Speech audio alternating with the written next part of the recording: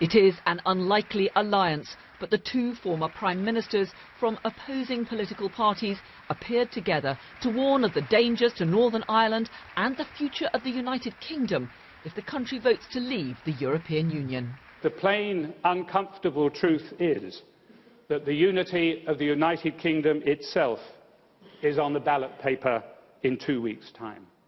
Sir John said that if the UK votes to leave the EU, but Scotland votes to stay in, it could lead to another referendum on Scottish independence, which could tear apart the United Kingdom. Ultimately, nationalist pressure for another shot at leaving the UK and Scotland could prove to be uncontrollable and politically irresistible. And in those circumstances, if the UK was outside the European Union, I can well envisage a different result in that referendum. People and goods travel freely across the border between Northern Ireland and the Irish Republic as part of the Common Travel Area, established more than 90 years ago.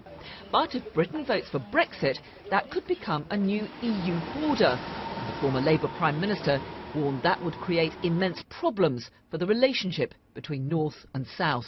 Here we stand as two former Prime Ministers, and we say to the Leave campaign very directly, you have fundamental questions to answer about Northern Ireland, about the Common Travel Area, about the effect of leaving the EU on the future make-up of the United Kingdom.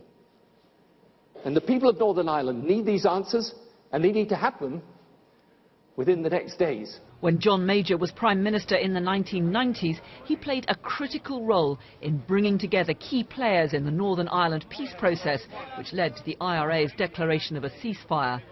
When Tony Blair took power, he continued the process, leading to the Good Friday Agreement, an official end to 30 years of sectarian conflict. The current Northern Ireland Secretary warned against dragging Northern Ireland's future into the EU campaign. In my experience, the commitment of people in Northern Ireland to the political settlement and to exclusively peaceful and democratic means to determine Northern Ireland's future, I think that commitment is rock solid. And to say that it would somehow waver or become less resolute if there was a democratic vote to leave the EU, I think is not only unjustified but actually pretty irresponsible. Arguments about the Constitution have not so far been at the forefront of this campaign, but such issues can arouse strong passions, and there are risks in throwing questions about the future of the United Kingdom into the already highly charged debate about whether or not we should stay in the European Union. The two Prime Ministers walked across Londonderry's Peace Bridge, built to try to bring together two communities, but their